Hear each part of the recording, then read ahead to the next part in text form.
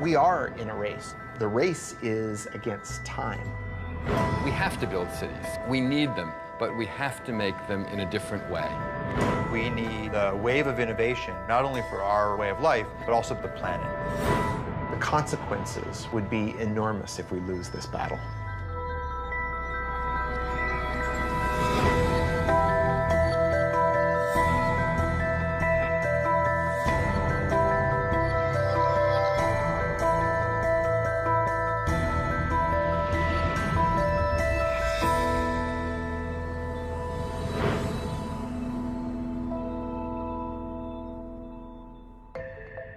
I'm Thomas Getz, executive editor at Wired magazine.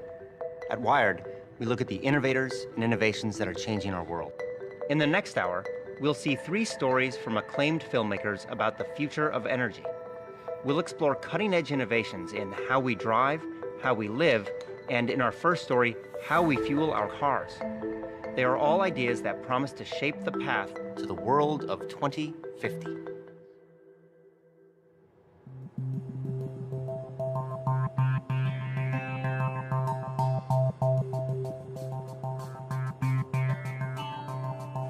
The world has right now close to 1 billion cars, and we might double the number of cars on the planet by 2050.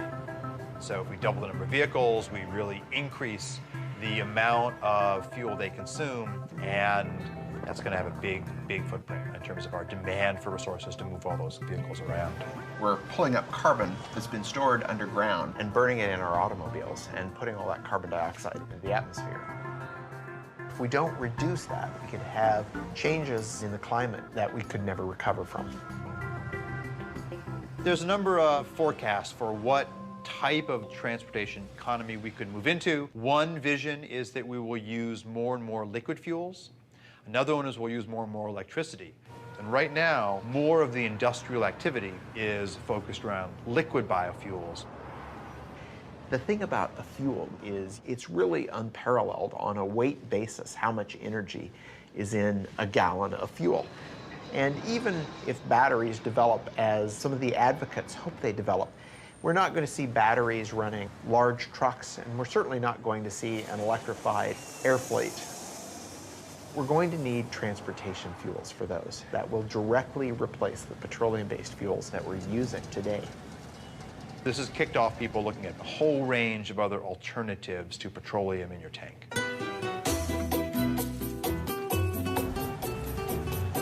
Commercial production of ethanol as fuel started in Brazil in 1975. When we started the ethanol program, nobody talked about reducing emissions. This was not an issue at that time. First, and most important, we didn't have money to buy oil anymore after the first oil shock. We were importers of oil. And today, more than 50% of all cars use ethanol instead of gasoline. Brazil made a very conscious choice to try to find a way to reduce their fossil fuel dependence. And they didn't have to look very far because Brazil's climate is ideal for growing sugarcane. When you have sugarcane plantation, you have only 2 things to make, sugar and ethanol. My family has been in sugarcane business since 1955. And about 30 years ago, I thought there is opportunity to make more ethanol. And now we are producing 120,000 cubic meters of ethanol.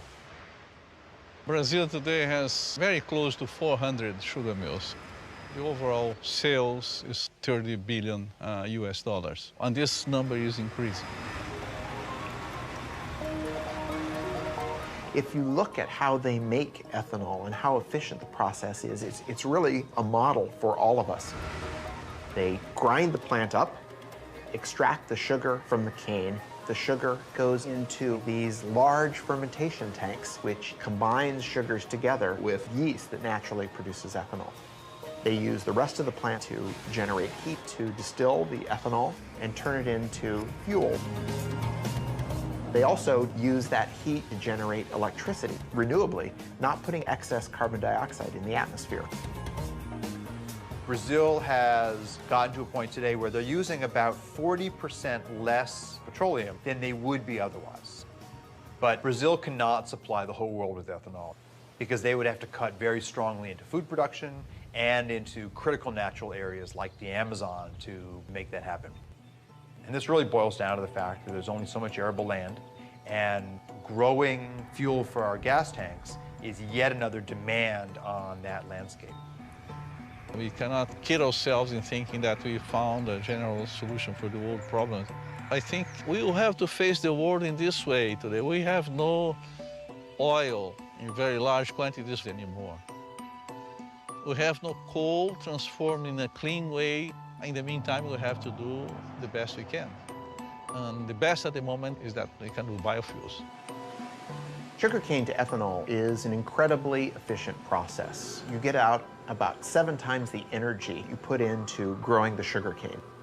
In the US, when we produce ethanol from corn, for every unit of input of energy, we get about the same amount of energy out.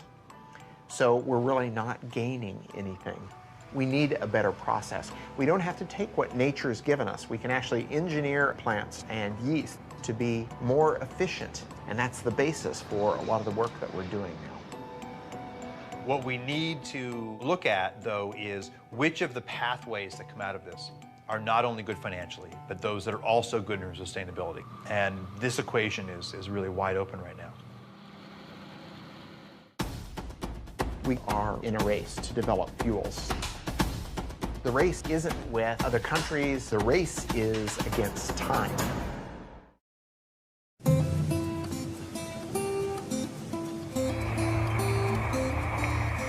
To meet the immediate and future demands, we made the energy solution spring from the ground.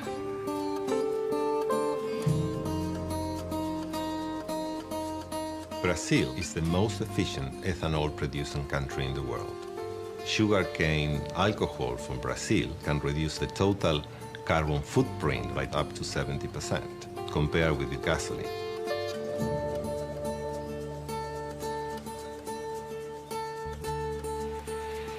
The biggest challenge for fuel providers and car manufacturers is to reduce CO2 emissions over the next 20 years. Demand for mobility will continue to grow. We believe that biofuels are very important because they help in an immediate way. All forms of fuel are going to be needed. Hydrocarbons, natural gas, biofuels, all of them are going to be part of the energy mix for the future of transportation.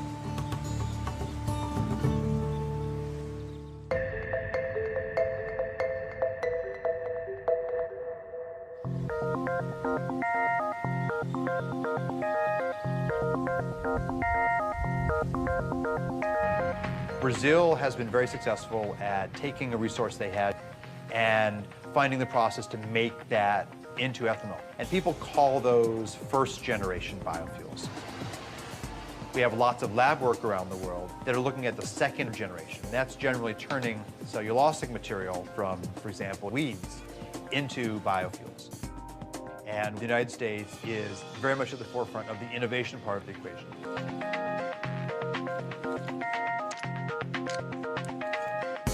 For centuries, we have been using yeast to consume glucose and produce wine and beer. We're trying to do something very similar, only we're engineering the yeast to consume that glucose and turn it into a fuel or a drug or a chemical. We call this synthetic biology. And when I started in this area, many of my colleagues said, "Oh, Jay, this is great work, but where's the application? What are you going to do with these tools? Who cares?" Malaria is an enormous problem. In any one year, 1 million or so people die of the disease, and most of them are children under the age of 5. So we thought this was a great opportunity to engineer yeast to produce an anti-malarial drug called artemisinin. This drug is derived from plants right now, but it's too expensive for people in the developing world. So my laboratory engineered yeast to produce small quantities of artemisinin. Now that process is being scaled up and we'll have this drug on the market shortly, but at a substantially reduced cost. It turns out that anti-malarial drug is a hydrocarbon, and it's very similar in many ways to diesel fuel. We thought, gosh, we could turn our attention now to fuels. We could make a few changes in that microbe to turn it into a fuel-producing microbe. If we imagine that glucose is going to be our new petroleum, we need a source for that glucose. And so the crops that we're looking at are crops like switchgrass. This is a native grass. It grows without a lot of water and on marginal lands, but we could turn into energy farms. The challenge, though, is that unlike sugarcane, it's very difficult to get the sugar out of that biomass. So we use what we call a pretreatment process to extract the glucose from the plant, and then we feed that glucose to a yeast that we've engineered to produce hydrocarbons. And that yeast takes in the sugar, and it changes its composition and gives us this high-energy molecule. They float to the top, you skim them off, you put them in your tank.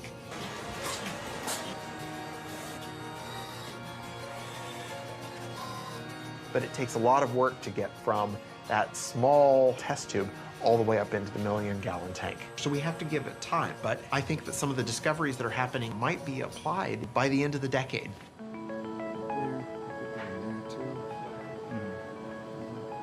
In terms of a sustainable equation for the planet, the role of biofuels is quite tricky. There are a variety of crops that do not compete directly with food, and finding ways to utilize those types of crops first, that's very attractive. So solving the science is part of the story, but then evaluating all of these new fuels in terms of the land use impacts that they could have, that is an even harder story than doing the good science.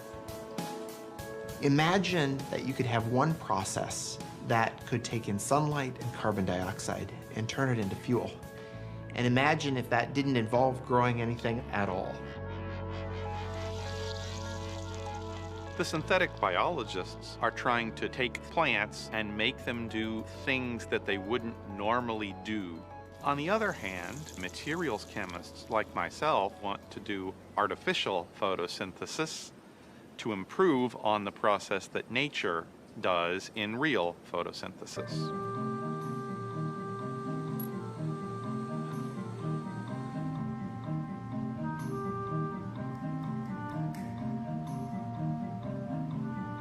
We should follow the blueprint of plants converting sunlight into fuel, but take the approach that it could be much simpler.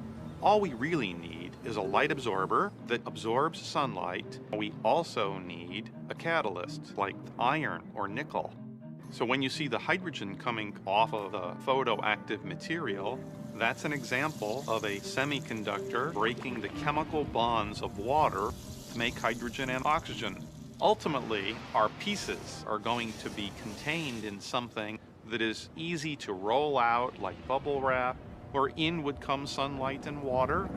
You would vent the oxygen to the air, but the bottom would wick out your liquid or gaseous fuel that then you could collect and use for our cars and planes and storage.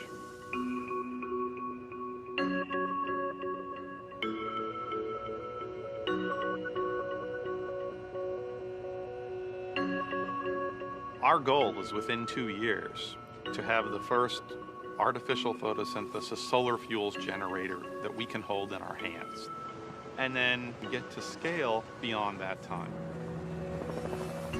We're certainly not good at predicting the future, but to me, electric vehicles look like a sustainable option. We've heard proposals about things as far-fetched as nuclear-powered planes, and even some proposals to move freight around with lighter-than-air vehicles. And so, if the future in 2050 does include a fair amount of oil, what it means would be that we haven't deployed as many of these clean technologies as we already know are possible. If you think about how long it's taken for us to build up the petroleum industry, we can't hope to reverse that overnight. It's a huge change in our infrastructure. Yes, we should have been working on it 30 years ago. We didn't. We're trying to make up for that, and that means basic research needs to be done now and by as many people as possible. We have a long way to go, but I'm confident that we'll get there.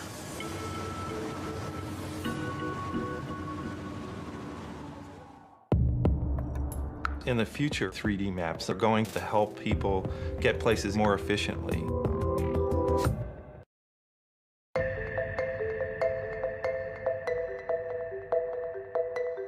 As we just saw, the race to produce cleaner energy is charging ahead. In the meantime, demand for cars continues to climb. By 2050, it's predicted there'll be 2 billion cars on the planet, and fuel consumption will have tripled. To keep pace, we'll have to radically change the way we drive. Here's our next story, Driven by Design.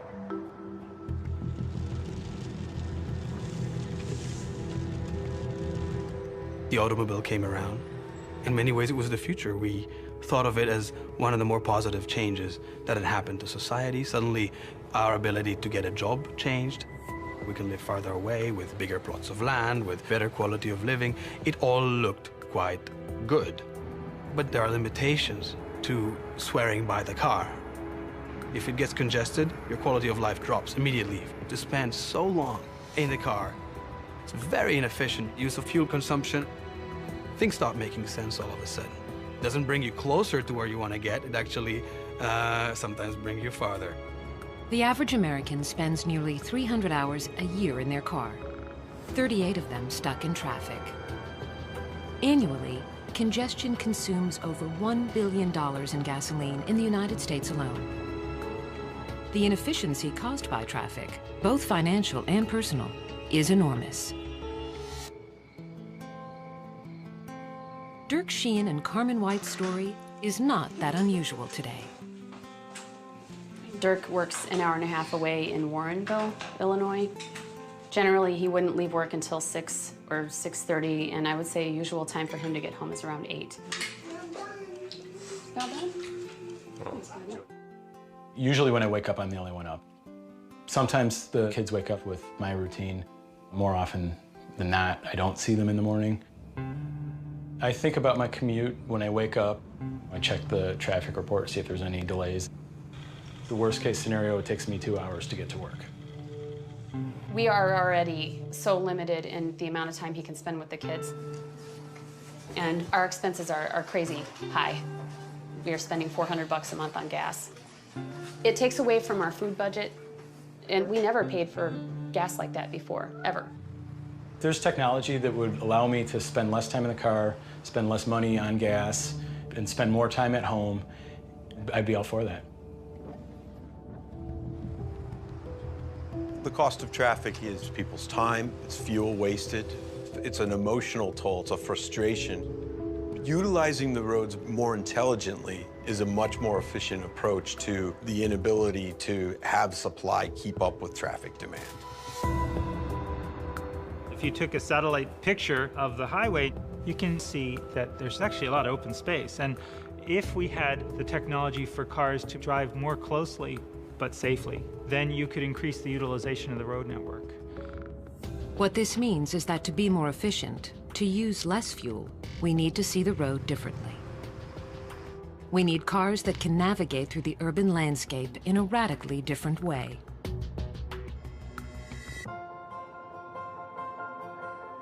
Maps in the future are going to be able to help people get places either more safely or more efficiently.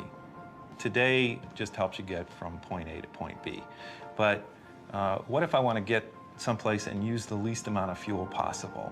Or if I've got a hybrid vehicle, I want to make sure I've got plenty of charge, not only get there, but to get back home. So information that is going to help people achieve the more efficient or the safer route is more detailed information about the road than a lot of people realize is possible to collect today. Here in Chicago, Nokia's Location and Commerce Unit is developing the next generation of mapping. LiDAR, sonar, 360-degree video, all are components of what Nokia calls digital mapping. We use 64 lasers that rotate and they collect data in a 3D way about the world. It creates what we call a point cloud of information. That point cloud allows us to measure distances then between the points that we collect. That system combined with the cameras with higher precision location detection through inertial measurement units, that whole data system allows us to collect 1.3 million points of data per second. Probably within 2 to 3 years, you're going to see 3D maps that are going to integrate the traffic information into your routing to help you understand. If I've got 5 different routes to take, which one is the most efficient today, given the way the stoplights are running, given the way traffic is running? All of those factors are going to be taken into consideration to make sure I've got the best route. But better mapping that can integrate topography, infrastructure, and density is only part of the answer.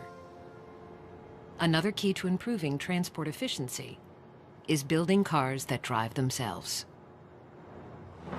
Autonomous vehicle technology has a tremendous potential to improve efficiency of our road infrastructure.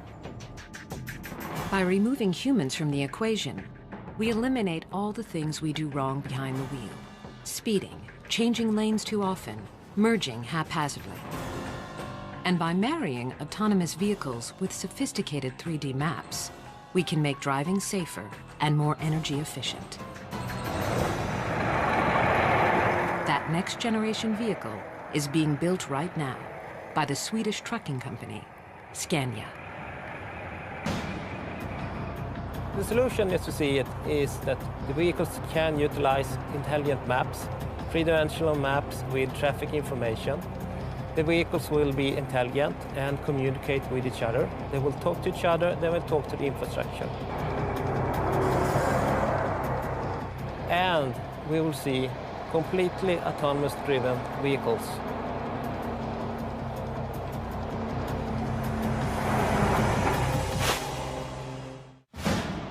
The goal was to have multiple robots and see if they could go 60 miles fully autonomously.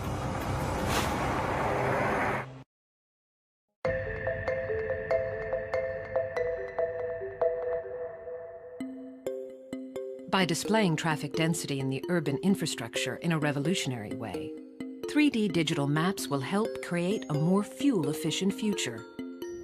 But these technologies are limited by the drivers who sit behind the wheel.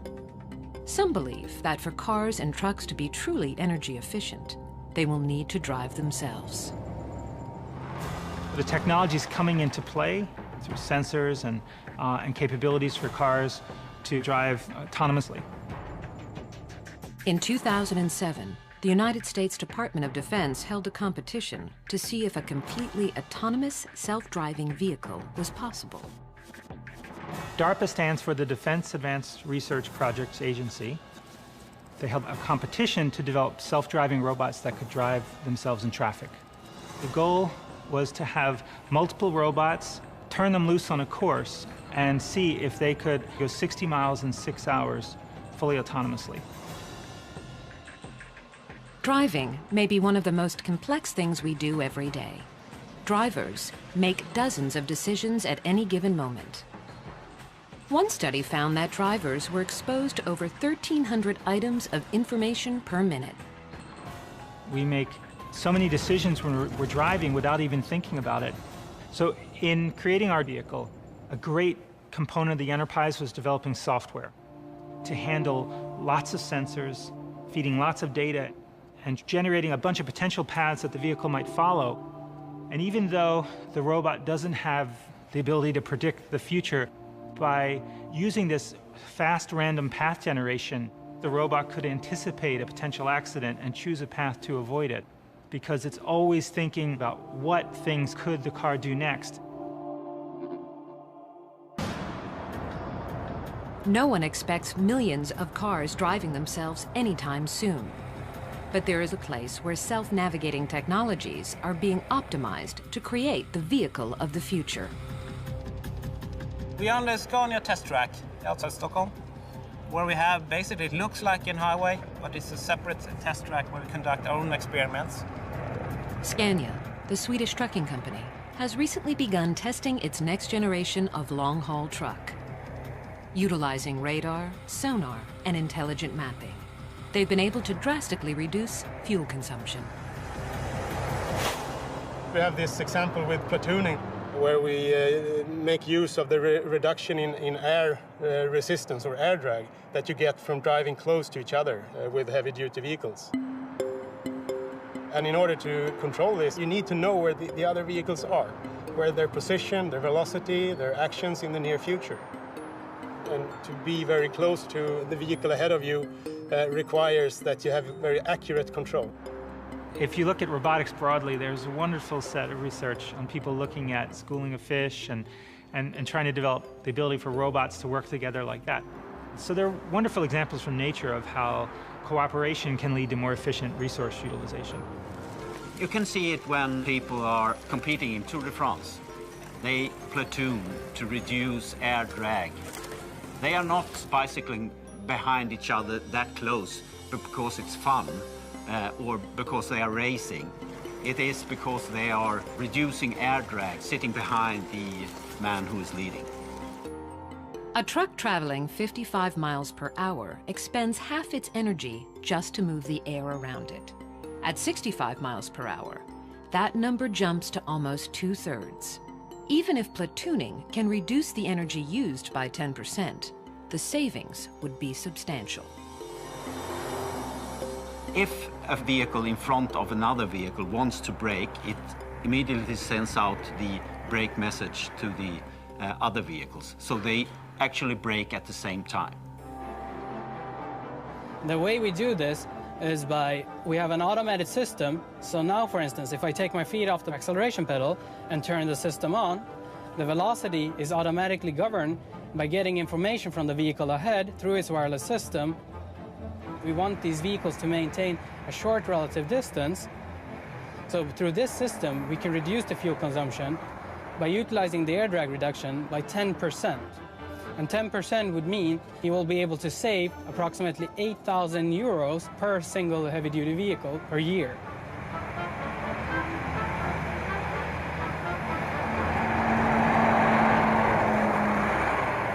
It may be some time before autonomous vehicles make up the majority of cars on America's highways. Nevertheless, some of these technologies are already making their way into our lives. Now, this polar baby wants to sleep. Do you get to pick up books every day, or is it just something that... I get to pick out books sometimes. Okay.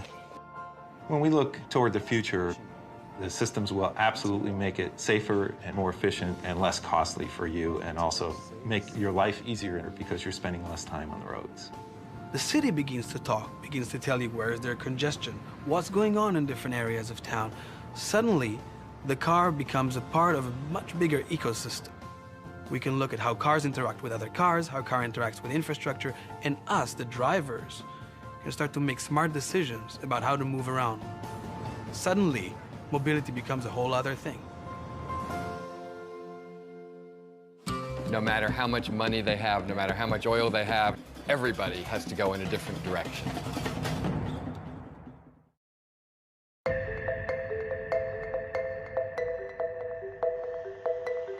We've seen that changing the way we drive can improve transportation efficiencies. But what if we change the way we build and live in our cities? That's the subject of our next story, Searching for Utopia. We'll travel to the United Arab Emirates and discover a city rising out of the desert. Let's take a look. Masdar City in Abu Dhabi will be the city of the future and the role model for the world. Once you see what they've envisioned for this utopian city, it's very impressive. It's carbon neutral, pedestrian friendly, and powered by renewable energies. But I do notice we're going to have to change our relationship with cars. Welcome to Masdar City. أهلا بكم في مدينة مصدر. We are driving in the bowels of Masdar City in an electric transportation system. It's slightly unnerving to sit in this for the first time. And where are we going? The first big move the architects at Foster and Partners made was to put all transportation underneath the city, leaving the streets of Masdar totally free of cars. The place reminded me of a medieval city, and actually, many design elements are adapted from ancient Arabic towns and villages. It's all about looking back into history to move forward. There's some very, very simple ideas that have a huge impact. This is a pedestrian zone, there's no cars here. This has enabled us to push our streets together to take the advantage of the shade, channel the cooling breezes through. The whole scale here is based on the human being, it's not based on the motor car. As soon as you lift up the pedestrian plane by 7 meters, you've suddenly captured this breeze. What you can see here in the balcony is we've got a modern interpretation of an ancient Arabic screen. What we must avoid is direct sunlight hitting any piece of glass. As soon as the sun hits the glass, the heat's transferred into the building and we have to use more energy to cool it down. Can this really make all that much of a difference? Yeah, absolutely. For example, downtown Abu Dhabi, 60-metre wide streets, black asphalt, mirrored, reflective buildings, no relief from the sun. On a day in September, the air temperature in both places was 39 degrees. In Abu Dhabi, the temperature measured at the asphalt was 57 degrees. In Masdar, the temperature measured on the ground is 33 degrees, so we've actually lowered the air temperature. We're trying to do as much as possible with as little as possible. These simple design moves cut air conditioning needs by 60%.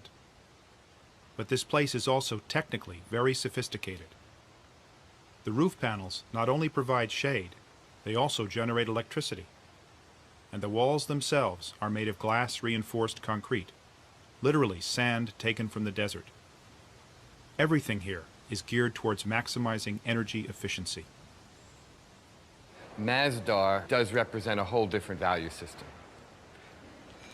It represents an acknowledgement that eventually everybody has to go in a different kind of direction.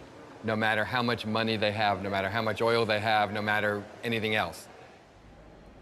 All of the cities here in this part of the world have come out of nowhere.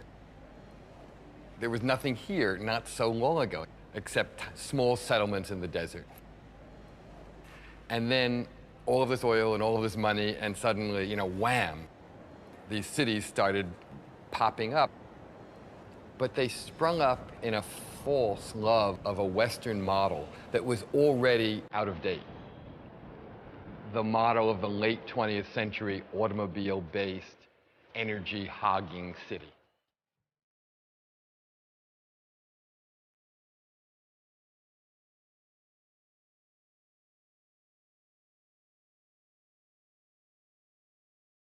For most of the world, energy is very expensive. But the United Arab Emirates is sitting on 10% of the world's oil. And energy is cheap. So cheap, you can run a ski slope in a shopping mall and build the world's tallest skyscraper. But even here, cheap energy won't last forever, and the people behind Masdar are determined to find alternatives.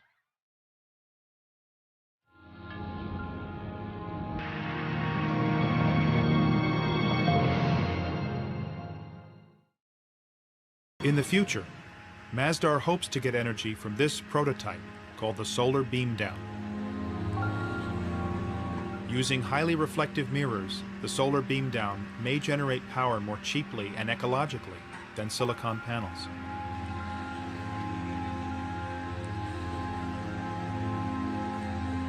The mirrors bounce the sun's rays up to the tower and then down to a point. Reaching a temperature of 600 degrees, steam can be generated to run turbines to make electricity. There's just one problem. Neither of these solar technologies work at night. So Masdar needs to draw power from the grid when the sun goes down. And that power comes from natural gas. The reality is, it's just not yet possible to power Masdar entirely without fossil fuels.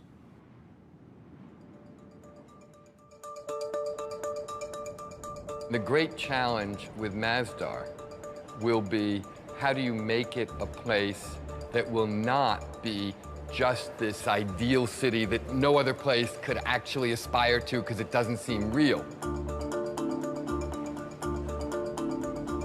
What Masdar has to be is a laboratory that develops things that then can be applied in existing cities all around the world, because that's where it will pay off.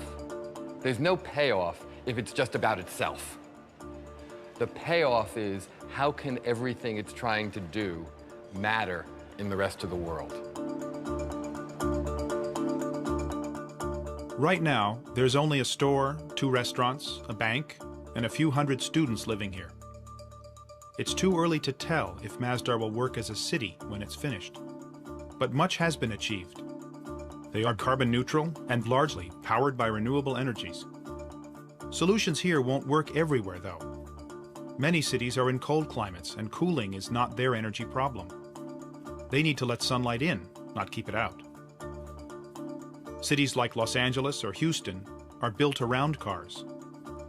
Can Masdar's lessons be applied to them? Still, it's a step in the right direction, and it's impressive that this step is being taken by a country that doesn't need to take it. I met a guy who said actually they did need to take it. He took me to the desert to explain. God says, وَعَرَضْنَا الْأَمَانَةَ عَلَى السَّمَاوَاتِ وَالْأَرْضِ وَالْجِبَالِ. God talks about man's place in the universe, that this world is a trust. And God offered this trust to the mountains, to the heavens, to the land, to earth. And all refused it, refused to take this trust. But man, being adventurous, a bit vain, maybe too ambitious, being man, accepted it. Now, accepting it, there is a responsibility.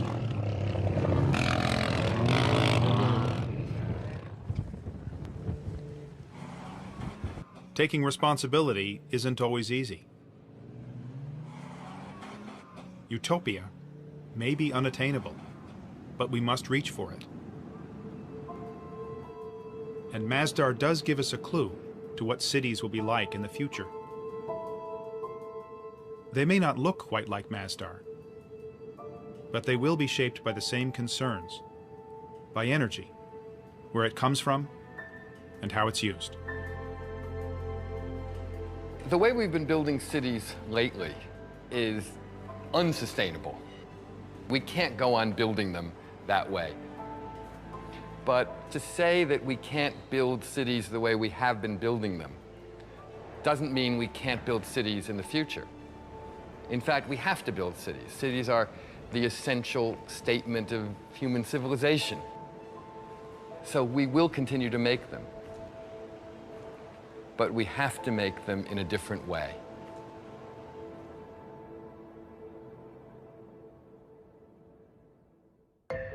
What we've seen is that the world of 2050 won't look drastically different from the world today. But the challenges of a growing population and increased energy use demand real solutions.